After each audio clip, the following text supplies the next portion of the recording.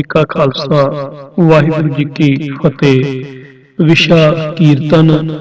संगत विच कीर्तन केवल सिख ही कर सकता है। पुस्तक पंथ प्रमाणित सिख रहत मर्यादा दी विचार। लेखक हरजिंदर सिंह सभरा। आवाज संदीप सिंह खालड़ा। मद ऊड़ा पन्ना 15। संगत ਵਿੱਚ ਕੀਰਤਨ ਕੇਵਲ ਸਿੱਖ ਹੀ ਕਰ ਸਕਦਾ ਹੈ। ਵਿਚਾਰ। ਸਿੱਖ ਧਰਮ ਸਰਬ ਸਾਂਝੀਵਾਲਤਾ ਦਾ ਧਰਮ ਹੈ। ਇਸ ਦੀ ਵਿਚਾਰਧਾਰਾ ਵਿੱਚ ਖੁੱਲ੍ਹਾਪਣ ਅਤੇ ਨੇੜਤਾ ਦੀ ਵੱਡੀ ਖੂਬੀ ਹੈ। ਇਸ ਦੇ ਵੱਡੇ ਅਕੀਦਿਆਂ ਵਿੱਚ ਕੀਰਤਨ ਇੱਕ ਐਸਾ ਸਾਧਨ ਹੈ ਜੋ ਰੱਬੀ ਸਿਫਤ ਸਲਾਹ ਅਤੇ ਇਬਾਦਤ ਕਰਨ ਦਾ ਇੱਕ ਵਧੀਆ ਢੰਗ ਹੈ।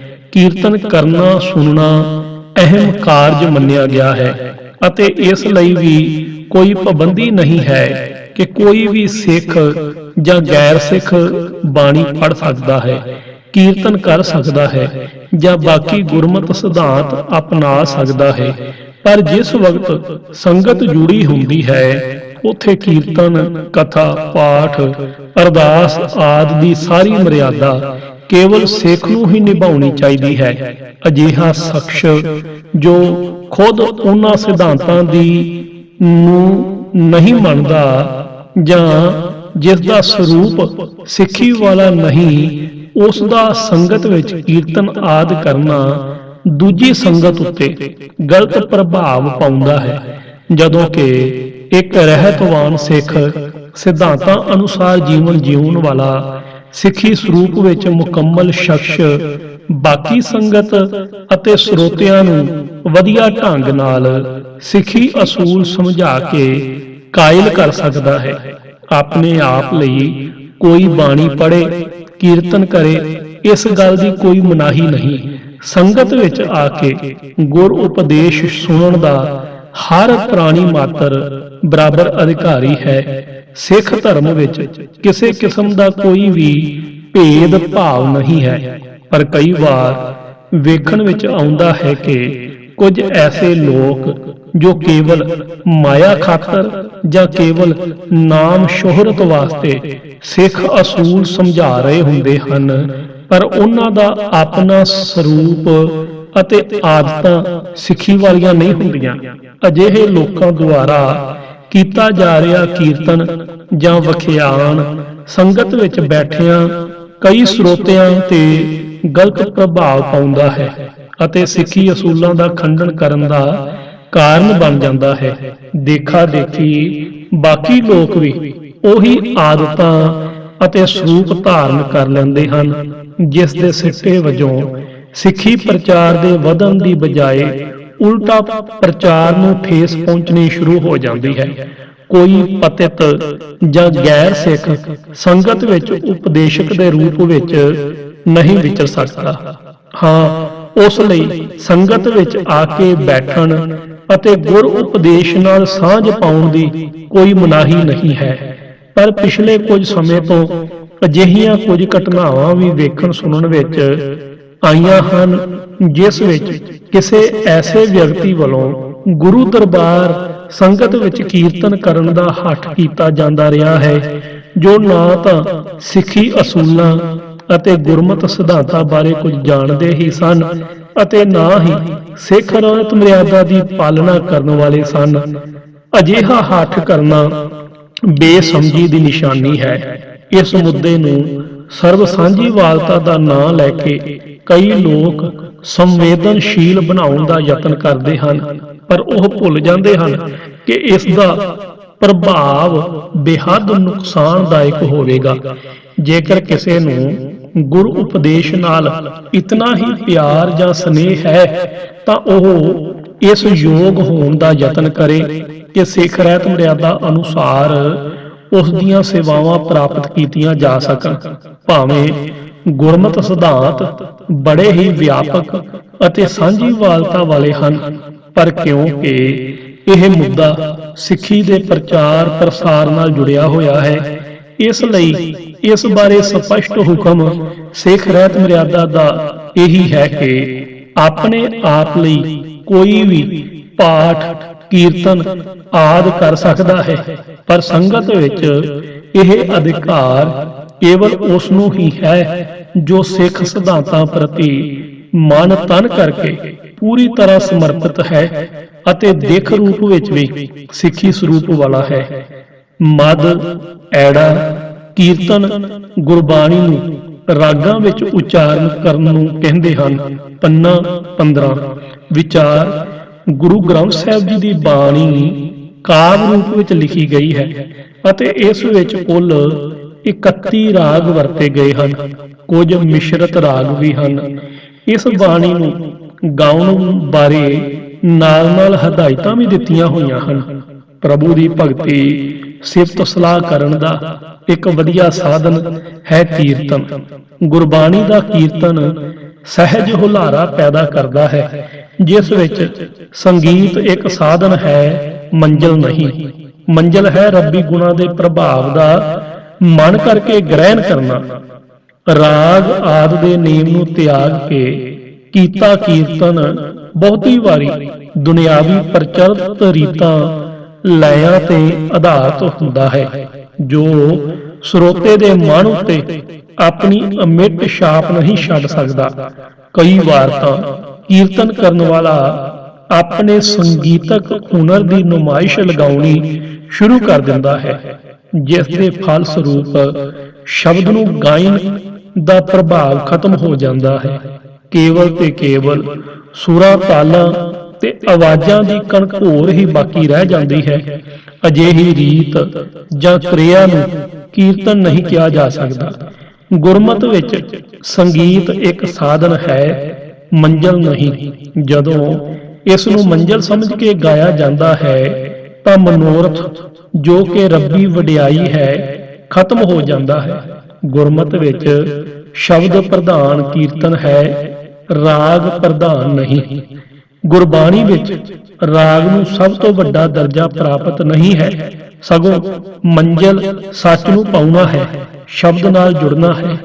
ਗੌੜੀ ਰਾਗ ਸੁਲੱਖਣੀ ਜੇ ਖਸਮੈ ਚਿੱਤ ਕਰੇ, ਕੋਈ ਗਾਵੈ ਰਾਗੀ ਨਾਦੀ ਵੇਦੀ ਬਹੁ ਭਾਂਤ ਕਰ, ਨਹੀਂ ਹਰ ਹਰ ਭੀਜੈ ਰਾਮ ਰਾਜੇ। ਅਜੋਕੇ ਸਮੇਂ ਅੰਦਰ ਰਾਗ ਦੀ ਵਿਦਿਆ ਅਤੇ ਉੱਚਾ ਸੰਗੀਤਕ ਹੁਨਰ ਬਹੁਤ ਗੁਰਬਾਣੀ ਕੀਰਤਨੀਆਂ ਵਿੱਚੋਂ ਘਟਦਾ ਨਜ਼ਰ ਆਉਂਦਾ ਹੈ, ਜਿਸ ਕਾਰਨ ਉਹ ਸੰਗੀਤਕ ਹੁਨਰ ਨੂੰ ਪੂਰੀ ਤਰ੍ਹਾਂ ਅਪਣਾਉਣ ਦੀ ਬਜਾਏ ਫਿਲਮੀ ਤਰਜ਼ਾਂ ਤੇ ਸ਼ਬਦ ਦਾ ਗਾਇਨ ਕਰਦੇ ਹਨ। ਗੁਰਮਤਿ ਭਗਤੀ ਦੇ ਸਹਿਜ ਵਾਲੇ ਤਰੀਕੇ ਨੂੰ ਭੜਕਾਹਟ ਵਾਲਾ ਬਣਾ ਦਿੰਦੇ ਹਨ। ਸਵਾਲ ਹੈ ਕਿ ਅਸਲ ਮਕਸਦ ਨੂੰ ਤਿਆਗ ਕੇ ਜੇਕਰ ਕੋਈ ਸ਼ਬਦ ਆਦਿ ਗਾਉਣਾ ਪ੍ਰਚਲਿਤ ਵੀ ਹੋ ਜਾਂਦਾ ਹੈ ਤਾਂ ਉਸ ਦਾ ਪ੍ਰਭਾਵ ਕੀ ਹੋਵੇਗਾ? ਕਿ ਸ਼ਬਦ ਕੀਰਤਨ ਨੂੰ ਲੋਕ ਭਗਤੀ ਅੰਗ ਵਜੋਂ ਪ੍ਰਵਾਨ ਕਰਨਗੇ ਜਾਂ ਕਿ ਮਨੋਰੰਜਨ ਦੇ ਸਾਧਨ ਲਈ ਸਿੱਖ ਧਰਮ ਵਿੱਚ ਗੁਰਬਾਣੀ ਦਾ ਗਾਇਨ ਰਾਗਾਂ ਵਿੱਚ ਕਰਨਾ ਅਤ ਜ਼ਰੂਰੀ ਸਾਧਨ ਮੰਨਿਆ ਗਿਆ ਹੈ। ਪਰ ਅਫਸੋਸ ਦੀ ਗੱਲ ਹੈ ਕਿ ਸਾਡੇ ਵਿੱਚ ਬਹੁਤ ਘੱਟ ਐਸੇ ਸੰਗੀਤ ਦੇ ਧਨੀ ਉਸਤਾਦ ਹਨ ਜਿਨ੍ਹਾਂ ਦਾ ਨਾਮਣਾ ਅੰਤਰਰਾਸ਼ਟਰੀ ਪੱਧਰ ਤੇ ਹੋਵੇ ਅਤੇ ਉਹਨਾਂ ਦੀ ਸੰਗੀਤ ਵਿਦਿਆ ਤੋਂ ਲੋਕ ਜਾਣੂ ਹੋਣ। ਇਸ ਲਈ ਨਾ ਤਾਂ ਸਾਡੀਆਂ ਕੇਂਦਰੀ ਸੰਸਥਾਵਾਂ ਨੇ ਕਦੀ ਧਿਆਨ ਦਿੱਤਾ ਹੈ ਅਤੇ ਨਾ ਹੀ ਕੀਰਤਨੀਏ ਸਿੰਘਾਂ ਨੇ। ਜਿਸ ਧਰਮ ਸਮਾਜ ਵਿੱਚ ਸੰਗੀਤ ਭਗਤੀ ਦਾ ਸਾਧਨ ਮਾਤਰ ਹੋਵੇ, ਉਸ ਸਮਾਜ ਦਾ ਸੰਗੀਤ ਵਿਦਿਆ ਤੋਂ ਅਣਜਾਣ ਅਤੇ ਅਗਿਆਨਤਾ ਹੋਣਾ ਕਾਫੀ ਸੋਚ ਵਿਚਾਰ ਦਾ ਵਿਸ਼ਾ ਹੈ ਅਤੇ ਉਸ ਸਮਾਜ ਵਿੱਚ ਸੰਗੀਤ ਵਿਦਿਆ ਦੇ ਮਾਹਿਰ ਉਸਤਾਦਾਂ ਦੀ ਘਾਟ ਹੋਣੀ ਵੀ ਕਾਫੀ ਰੜਕਦੀ ਹੈ। ਕੁਝ ਕੁ ਵਿਦਵਾਨ ਰਾਗੀਆਂ ਨੂੰ ਛੱਡ ਕੇ ਬਹੁ ਗਿਣਤੀ ਕੀਰਤਨੀਏ ਗੁਰਬਾਣੀ ਗਿਆਨ ਤੋਂ ਵਾਂਝੇ ਹਨ। ਸਿੱਖ ਸਿਧਾਂਤਾਂ ਮਰਿਆਦਾ ਇਤਿਹਾਸ ਤੋਂ ਅਣਜਾਣ ਹਨ।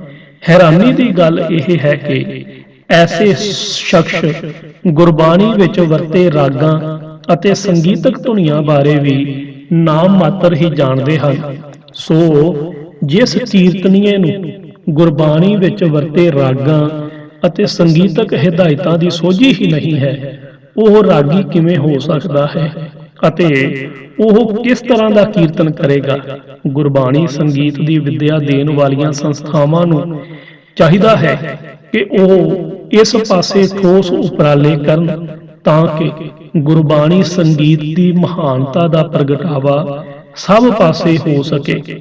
ਗੁਰਬਾਣੀ ਦੀਆਂ ਹਦਾਇਤਾਂ ਮੁਤਾਬਕ ਕੀਰਤਨ ਕਰਨ ਦੀ ਰੀਤ ਪਕੇਰੀ ਹੋਵੇ ਅਤੇ ਸਾਡੇ ਕੀਰਤਨੀਏ ਅਤੇ ਰਾਗੀਆਂ ਦੀ ਉੱਚ ਵਿੱਦਿਆ ਨਾਲ ਬਾਣੀ ਦਾ ਪ੍ਰਚਾਰ ਪ੍ਰਸਾਰ ਅਤੇ ਨਾਮਨਾ ਉੱਗਾ ਹੋਵੇ।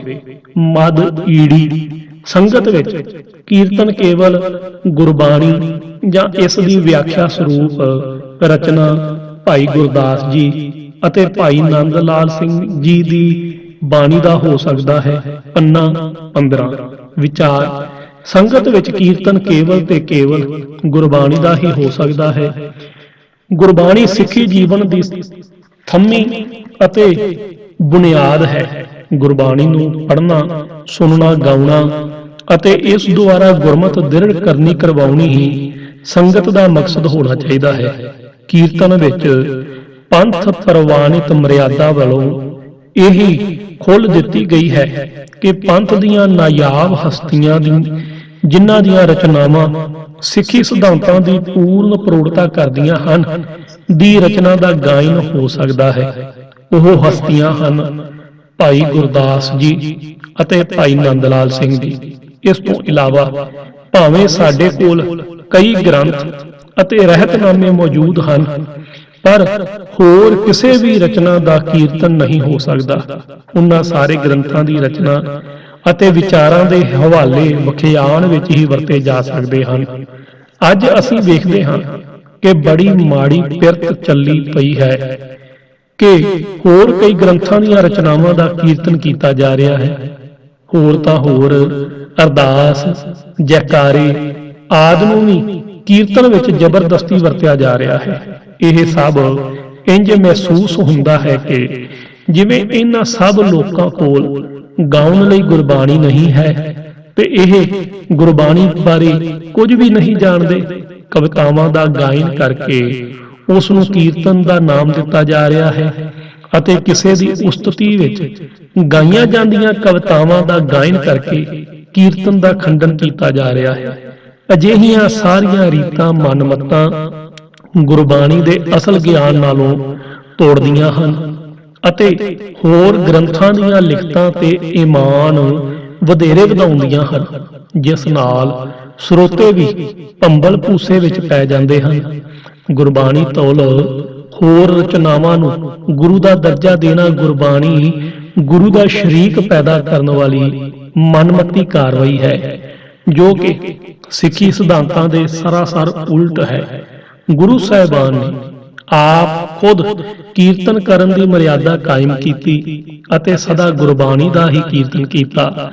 ਸਤਿਗੁਰੂ ਬਿਨਾਂ ਹੋਰ ਕੱਚੀ ਹੈ ਬਾਣੀ ਕਹਿ ਕੇ ਸਤਿਗੁਰੂ ਜੀ ਨੇ ਗੁਰਬਾਣੀ ਦੇ ਉੱਚੇ ਰੁਤਬੇ ਲਈ ਅਦਬ ਕਰਨ ਦੀ ਸਾਨੂੰ ਜਾਚ ਦੱਸੀ।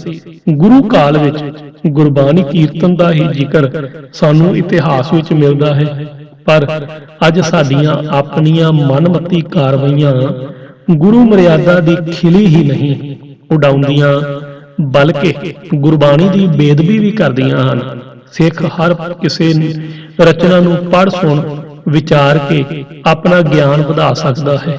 ਰਾਗੀ ਢਾਡੀ ਕਵੀਸ਼ਰ ਕਵੀ ਆਦਿ ਕੋਈ ਵੀ ਗੁਰਮਤਿ ਅਨੁਸਾਰੀ ਰਚਨਾ ਇਤਿਹਾਸ ਸੁਣਾ ਗਾ ਸਕਦੇ ਹਨ ਪਰ ਕੀਰਤਨ ਕੇਵਲ ਗੁਰਬਾਣੀ ਦਾ ਹੀ ਹੋ ਸਕਦਾ ਹੈ ਜਾਂ ਭਾਈ ਗੁਰਦਾਸ ਜੀ ਜਾਂ ਭਾਈ ਨੰਦ ਲਾਲ ਸਿੰਘ ਜੀ ਦੀ ਰਚਨਾ ਦਾ। ਇਹਨਾਂ ਮਹਾਨ ਗੁਰਸਿੱਖਾਂ ਦੀਆਂ ਰਚਨਾਵਾਂ ਗੁਰਬਾਣੀ ਦੀ ਬਰਾਬਰੀ ਨਹੀਂ ਕਰਦੀਆਂ ਬਲਕਿ ਉਸ ਦੀ ਵਿਆਖਿਆ ਕਰਦੀਆਂ ਹਨ। ਇਹ ਰਚਨਾਵਾਂ ਪੰਥ ਪ੍ਰਵਾਨਿਤ ਹਨ ਅਤੇ ਆਰੰਭ ਤੋਂ ਹੀ ਸਿੱਖ ਪੰਥ ਵਿੱਚ ਸਤਿਕਾਰੀਆਂ ਗਈਆਂ ਹਨ। ਇਸ ਲਈ ਬੜੀ ਸਾਵਧਾਨੀ ਨਾਲ ਸਾਨੂੰ ਸੰਗਤੀ ਪ੍ਰੋਗਰਾਮ ਨਿਭਾਉਣਾ ਚਾਹੀਦਾ ਹੈ। ਕਿਤੇ ਐਸਾ ਨਾ ਹੋਵੇ ਕਿ ਅਸੀਂ ਸ਼ਰਧਾਲੂ ਸਰੋਤਿਆਂ ਨੂੰ ਗੁਰਬਾਣੀ ਗਿਆਨ ਨਾਲ ਜੋੜਨ ਦੀ ਬਜਾਏ ਮਨਮੱਤੀ ਰੀਤਾਂ ਵਿਚਾਰ ਦੇ ਧਾਰਨੀ ਬਣਾ ਦੇਣਾ ਦਾ ਬੱਜਰ ਗੁਨਾਹ ਕਰ ਬੈਠੀਏ। ਮਦ ਸੱਸਾ ਸ਼ਬਦਾਂ ਨੂੰ ਜੋਟੀਆਂ ਦੀ ਧਾਰਨਾ ਜਾਂ ਰਾਗ ਨਾਲ ਪੜ੍ਹਦਿਆਂ ਬਾਹਰ ਦੀਆਂ ਮਨ ਘੜਤ ਤੇ ਵਾਧੂ ਤੁਕਾਂ ਲਾ ਕੇ ਧਾਰਨਾ ਲਾਉਣੀ ਜਾਂ ਗਾਉਣਾ ਅਯੋਗ ਹੈ। ਸ਼ਬਦ ਦੀ ਤੁਕ ਹੀ ਧਾਰਨਾ ਬਣਾਈ ਜਾਵੇ। ਪੰਨਾ 15 ਵਿਚਾਰ ਉਪਰੋਕਤ ਮੱਧ ਅੰਦਰ ਇਸ ਪੱਖ ਨੂੰ ਬਿਲਕੁਲ ਸਪਸ਼ਟ ਕੀਤਾ ਗਿਆ ਹੈ ਕਿ ਗੁਰਬਾਣੀ ਸ਼ਬਦ ਤੋਂ ਬਿਨਾਂ ਕਿਸੇ ਹੋਰ ਰਚਨਾ, ਕਵਿਤਾ ਜਾਂ ਮਨ ਘੜਤ ਤੁਕਾਂ ਦਾ ਕੀਰਤਨ ਨਹੀਂ ਹੋ ਸਕਦਾ। ਵੈਸੇ ਕੀਰਤਨ ਗੁਰਬਾਣੀ ਨੂੰ ਰਾਗਾਂ ਵਿੱਚ ਗਾਇਨ ਕਰਨ ਦਾ ਨਾਮ ਹੈ, ਪਰ ਕਿਉਂਕਿ ਕੋਈ ਰਾਗ ਸੰਗੀਤ ਵਿਦਿਆ ਤੋਂ ਜਾਣੂ ਨਹੀਂ ਹੁੰਦਾ, ਇਸ ਕਾਰਨ ਸ਼ਰਧਾਵਾਨ ਗੁਰਸਿੱਖ ਸੰਗਤਾਂ ਸਾਜ਼ਾਂ ਨਾਲ ਜਾਂ ਉਵੇਂ ਹੀ ਸ਼ਬਦਾਂ ਨੂੰ ਧਾਰਨਾ ਲਾ ਕੇ ਗਾਉਂਦੇ ਹਨ। ਸ਼ਬਦ ਦੀ ਤੁਕ ਨੂੰ ਹੀ ਧਾਰਨਾ ਬਣਾ ਕੇ ਗਾ ਲੈਂਦੇ ਹਨ। ਬਹੁਤੀ ਵਾਰੀ ਵੇਖਣ ਵਿੱਚ ਆਉਂਦਾ ਹੈ ਕਿ ਕਈ ਮਨਮਤੀ ਲੋਕ ਸ਼ਬਦ ਦੀ ਤੁਕ ਨੂੰ ਧਾਰਨਾ ਬਣਾ ਕੇ ਗਾ ਲੈਣ ਦੀ ਬਜਾਏ ਆਪਣੀਆਂ ਮਨ ਘੜਤ ਕਾਲਪਨਿਕ ਤੁਕਾਂ ਜੋੜ ਕੇ ਗਾਉਂਦੇ ਹਨ ਅਤੇ ਅਜਿਹੀ ਕੱਚ ਘਰੜ ਕਵਿਤਾ ਨੂੰ ਕੀਰਤਨ ਦਾ ਨਾਮ ਦੇਣ ਦੀ ਕੋਸ਼ਿਸ਼ ਕਰਦੇ ਹਨ। ਅਜਿਹੇ ਸੱਜਣ ਭਾਵੇਂ ਆਪਣੇ ਇਸ ਮਨਮਤੀ ਕੰਮ ਨੂੰ ਸੱਚ ਬਣਾਉਣ ਲਈ ਬਹੁਤ ਸਾਰੀਆਂ ਦਲੀਲਾਂ ਵੀ ਦਿੰਦੇ ਹਨ, ਪਰ ਅਸਲ ਮੁੱਦੇ ਤੋਂ ਖੁੰਝਾ ਕੇ ਅਜਿਹੇ ਲੋਕ ਸ਼ਰਧਾਲੂਆਂ ਦੀ ਸ਼ਰਧਾ ਦਾ ਸ਼ੋਸ਼ਣ ਹੀ ਕਰਦੇ ਹਨ। ਗੁਰਬਾਣੀ ਨੂੰ ਸੌਖਿਆਂ ਸਮਝਾਉਣਾ, ਬਾਣੀ ਕੱਚੀ ਨਹੀਂ ਹੁੰਦੀ, ਫਲਾਣੇ ਬਾਬਾ ਜੀ ਨੇ ਗਾਈ ਸੀ, ਇਵੇਂ ਪ੍ਰਚਾਰ ਜ਼ਿਆਦਾ ਹੁੰਦਾ ਹੈ ਆਦਿ ਅਜਿਹੀਆਂ ਕੱਚੀਆਂ ਪਿੱਲੀਆਂ ਦਲੀਲਾਂ ਦੇ ਕੇ ਆਪਣੇ ਪੱਖ ਨੂੰ ਸਿੱਧ ਕਰਨ ਦੀ ਕੋਸ਼ਿਸ਼ ਕੀਤੀ ਜਾਂਦੀ ਹੈ। ਪਰ ਅਜਿਹੇ ਸੱਜਣ ਭੁੱਲ ਜਾਂਦੇ ਹਨ ਕਿ ਗੁਰਬਾਣੀ ਆਮ ਬੋਲਚਾਲ ਦੀ ਭਾਸ਼ਾ ਵਿੱਚ ਲਿਖੀ ਗਈ ਹੈ। ਫਿਰ ਜੇਕਰ ਪੰਜਾਬੀ ਮਾਤ ਭਾਸ਼ਾ ਵਾਲੇ ਲੋਕਾਂ ਨੂੰ ਹੀ ਸਮਝ ਨਹੀਂ ਆਉਂਦੀ ਤਾਂ ਬਾਕੀ ਲੋਕਾਂ ਨੂੰ ਕਿਵੇਂ ਸਮਝ ਆਵੇਗੀ ਕਿ ਕੁਰਾਨ, ਬਾਈਬਲ ਜਾਂ ਹੋਰ ਮਜ਼ਹਬ ਦੇ ਧਰਮ ਗ੍ਰੰਥਾਂ ਨਾਲ ਵੀ ਕਿਸੇ ਨੇ ਇਵੇਂ ਖਿਲਵਾੜ ਕੀਤਾ ਹੈ ਜਿਵੇਂ ਗੁਰਬਾਣੀ ਨਾਲ ਕੀਤਾ ਜਾ ਰਿਹਾ ਹੈ। ਹਾਲਾਂਕਿ ਅਸੀਂ ਇਸ ਨੂੰ ਗੁਰੂ ਵੀ ਕਹਿੰਦੇ ਹਾਂ ਅਤੇ ਮੰਨਣ ਦਾ ਦਾਅਵਾ ਵੀ ਕਰਦੇ ਹਾਂ ਕਿ ਗੁਰੂ ਕਾਲ ਵੇਲੇ ਜਾਂ ਬਾਅਦ ਵਿੱਚ ਸਿੱਖਾਂ ਨੂੰ ਇਸ ਗੁਰਬਾਣੀ ਨੂੰ ਸਮਝਣ ਲਈ ਕਿਸੇ ਕੱਚ ਘਰੜ ਕਵਿਤਾ ਦੀ ਜ਼ਰੂਰਤ ਪਈ। ਫਿਰ ਸਾਨੂੰ ਅਖੰਡ ਪਾਠ, ਹੁਕਮਨਾਮਾ ਆਦਿ ਕਿਵੇਂ ਸਮਝ ਆਉਂਦਾ ਹੈ। ਬਾਣੀ ਵੀ ਕੱਚੀ ਹੁੰਦੀ ਹੈ। ਗੁਰੂ ਅਮਰਦਾਸ ਜੀ ਫਰਮਾਉਂਦੇ ਹਨ, ਸਤਿਗੁਰੂ ਬਿਨਾ ਹੋਰ ਕੱਚੀ ਹੈ ਬਾਣੀ, ਬਾਣੀ ਤਾਂ ਕੱਚੀ ਸਤਿਗੁਰੂ ਬਾਝੋਂ ਹੋਰ ਕੱਚੀ ਬਾਣੀ। ਕਹਿੰਦੇ ਕੱਚੇ ਸੁਣਦੇ ਕੱਚੇ, ਕੱਚੀ ਆਖ ਵਖਾਣੀ, ਹਰ ਹਰ ਨਿਤ ਕਰਹਿ ਰਸਨਾ, ਕਹਿਆ ਕਛੂ ਨਾ ਜਾਣੀ। ਚਿਤ ਜਿਨ ਕਾ ਹਿਰ ਲਿਆ ਮਾਇਆ, ਬੋਲਣ ਪਏ ਰਵਾਣੀ। ਕਹੇ ਨਾਨਕ ਸਤਿਗੁਰੂ ਬਾਝੋਂ ਹੋਰ ਕੱਚੀ ਬਾਣੀ। ਗੁਰਬਾਣੀ ਕੀਰਤਨ ਕਰਦਿਆਂ ਵਖਿਆਨ ਹੋ ਸਕਦਾ ਹੈ, ਪਰ ਮਨ ਘੜਤ ਤੁਕਾਂ ਦਾ ਕੀਰਤਨ ਨਹੀਂ ਹੋ ਸਕਦਾ। ਕਵੀਸ਼ਰ, ਕਵੀ, ਢਾਡੀ ਆਦਿ ਕਵਿਤਾ ਸੰਗਤ ਵਿੱਚ ਗਾ ਸਕਦੇ ਹਨ, ਪਰ ਅਸੀਂ ਉਹਨਾਂ ਦੀਆਂ ਕਵਿਤਾਵਾਂ, ਢਾਡੀ ਵਾਰਾਂ ਨੂੰ ਕਦੀ ਵੀ ਕੀਰਤਨ ਨਹੀਂ ਆਖਦੇ। ਸੱਚ ਤਾਂ ਇਹ ਹੈ ਕਿ ਅਜਿਹੇ ਸੱਜਣ ਜੋ ਇਸ ਮਨਮਤ ਵਿੱਚ ਪੂਰੀ ਤਰ੍ਹਾਂ ਗਲਤਾਨ ਹਨ, ਇਸ ਨੂੰ ਸਹੀ ਠਹਿਰਾਉਣ ਲਈ ਕਈ ਹੁਜਤਾਂ ਕਰਦੇ ਤੇ ਦਲੀਲਾਂ ਦੇਣ ਦਾ ਨਿਫਲ ਯਤਨ ਕਰਦੇ ਹਨ। ਅਸਲ ਵਿੱਚ ਅਜਿਹੀ ਮਨਮਤ ਨੂੰ ਹੀ ਅਪਣਾ ਕੇ ਬਹੁਤਾ ਸਾਧ ਟੋਲਾ ਆਪਣਾ ਹਲਵਾ ਮੰਡਾ ਚਲਾ ਰਿਹਾ ਹੈ। ਬੇਸਿਰ ਪੈਰ ਦੀਆਂ ਕਹਾਣੀਆਂ ਸੁਣਾ ਕੇ ਸਾਧ ਸੰਤਾਂ ਦੀ ਉਪਮਾ ਗੁਰੂ ਨਾਲੋਂ ਵਧਾ ਚੜਾ ਕੇ ਪੇਸ਼ ਕੀਤੀ ਜਾਂਦੀ ਹੈ। ਇਸੇ ਕੁਰੀਤੀ ਸਦਕਾ ਹੀ ਕਈ ਅਖੌਤੀ ਸਾਧ ਬਾਬਿਆਂ ਤੇ ਗੁਰੂ ਡੰਮੀਆਂ ਨੇ ਆਪਣੀ ਕੱਚ ਘਰੜ ਕਵਿਤਾ ਨੂੰ ਬਾਣੀ ਤੇ ਫਿਰ ਗੁਰਬਾਣੀ ਕਹਿ ਕੇ ਵੱਖਰੇ ਗ੍ਰੰਥ ਰਚ ਲਏ ਹਨ। ਆਪਣੀ ਮਰਜ਼ੀ ਨਾਲ ਇਤਿਹਾਸਕ ਤੱਥਾਂ ਨੂੰ ਤੋੜਿਆ ਮਰੋੜਿਆ ਜਾਂਦਾ ਹੈ ਅਤੇ ਆਮ ਸ਼ਰਧਾਲੂਆਂ ਨੂੰ ਪ੍ਰਭਾਵਿਤ ਕਰਕੇ ਆਪਣੇ ਮਗਰ ਲਾਉਣ ਲਈ ਅਜਿਹੀਆਂ ਕੱਚ ਘਰੜ ਗੱਲਾਂ ਨੂੰ ਕੀਰਤਨ ਦਾ ਨਾਮ ਦਿੱਤਾ ਜਾਂਦਾ ਹੈ। ਜੇਕਰ ਅਜਿਹੇ ਲੋਕ ਵਖਿਆਨ ਕਰਦਿਆਂ ਅਜਿਹੀਆਂ ਆਪਣੀਆਂ ਘੜੀਆਂ ਲਾਈਨਾਂ ਪੜ੍ਹਨ, ਇਸ ਨੂੰ ਕੀਰਤਨ ਦਾ ਨਾਮ ਨਾ ਦੇਣ ਤਾਂ ਸ਼ਾਇਦ ਕਿਸੇ ਨੂੰ ਕੋਈ ਇਤਰਾਜ਼ ਨਹੀਂ ਹੋਵੇਗਾ। ਪਰ ਕੀ ਗੁਰਬਾਣੀ ਦੀ ਤੁਕ ਨੂੰ ਧਾਰਨਾ ਬਣਾ ਕੇ ਨਹੀਂ ਗਾਇਆ ਜਾ ਸਕਦਾ? ਗਾਇਆ ਤਾਂ ਜਾ ਸਕਦਾ ਹੈ। ਗੁਰਬਾਣੀ ਦੀ ਤੁਕ ਹੀ ਧਾਰਨਾ ਬਣਾ ਕੇ ਗਾਉਣ ਦਾ ਇਹ ਲਾਭ ਵੀ ਹੋਵੇਗਾ ਕਿ ਗੁਰਬਾਣੀ ਦੀਆਂ ਤੁਕਾਂ ਸੰਗਤਾਂ ਦੀ ਜ਼ੁਬਾਨ ਤੇ ਚੜ੍ਹਨਗੀਆਂ, ਜਿਸ ਨੂੰ ਉਹ ਯਾਦ ਰੱਖਣਗੇ ਅਤੇ ਉਹੀ ਤੁਕਾਂ ਉਹਨਾਂ ਦੇ ਮਨ ਨੂੰ ਟੁੰਬਣਗੀਆਂ। ਇਵੇਂ ਗੁਰਬਾਣੀ ਦੇ ਬੋਲ ਯਾਦ ਰਹਿਣ ਨਾਲ ਆਮ ਲੋਕ ਗੁਰਬਾਣੀ ਨਾਲ ਸਿੱਧੇ ਤੌਰ ਤੇ ਜੁੜੇ ਰਹਿਣਗੇ, ਪਰ ਐਸਾ ਨਾ ਕਰਕੇ ਕੋਲੋਂ ਵਾਧੂ ਤੁਕਾਂ ਬਣਾ ਕੇ ਜਾਣ ਬੁੱਝ ਕੇ ਮਨਮਤ ਫੈਲਾਈ ਜਾ ਰਹੀ ਹੈ। ਕਿਉਂਕਿ ਐਸੇ ਸੱਜਣ ਜੋ ਕੱਚੀ ਬਾਣੀ ਗਾਉਣ ਦੀ ਵਕਾਲਤ ਕਰਦੇ ਹਨ, ਗੁਰੂ ਬਾਣੀ ਪ੍ਰਤੀ ਸੁਹਿਰਦ ਨਹੀਂ ਹਨ। ਜ਼ਰੂਰਤ ਹੈ ਅਜਿਹੀਆਂ ਫੋਕਟ ਗੱਲਾਂ ਦਾ ਤਿਆਗ ਕਰਕੇ ਗੁਰਬਾਣੀ ਨੂੰ ਪਹਿਲ ਦੇਣ ਦੀ, ਤਾਂ ਜੋ ਗੁਰੂ ਉਚਾਰੇ ਬੋਲ ਸਾਡੀ ਜ਼ਿੰਦਗੀ ਦਾ ਆਧਾਰ ਬਣ ਸਕਣ, ਜਿਸ ਬੁਨਿਆਦ ਤੇ ਅਸੀਂ ਸਿੱਖੀ ਜੀਵਨ ਦੀ ਉਸਾਰੀ ਕਰ ਸਕਦੇ ਹਾਂ। ਪੁਸਤਕ ਪੰਥ ਪ੍ਰਮਾਣਿਤ ਸਿੱਖ ਰਹਿਤ ਮਰਿਆਦਾ ਦੀ ਵਿਚਾਰ, ਲੇਖਕ ਹਰਜਿੰਦਰ ਸਿੰਘ ਸਭਰਾ, ਆਵਾਜ਼ ਭਾਈ ਸੰਦੀਪ ਸਿੰਘ ਖਾਲੜਾ। ਵਾਹਿਗੁਰੂ ਜੀ ਕਾ ਖਾਲਸਾ, ਵਾਹਿਗੁਰੂ ਜੀ ਕੀ ਫਤਿਹ।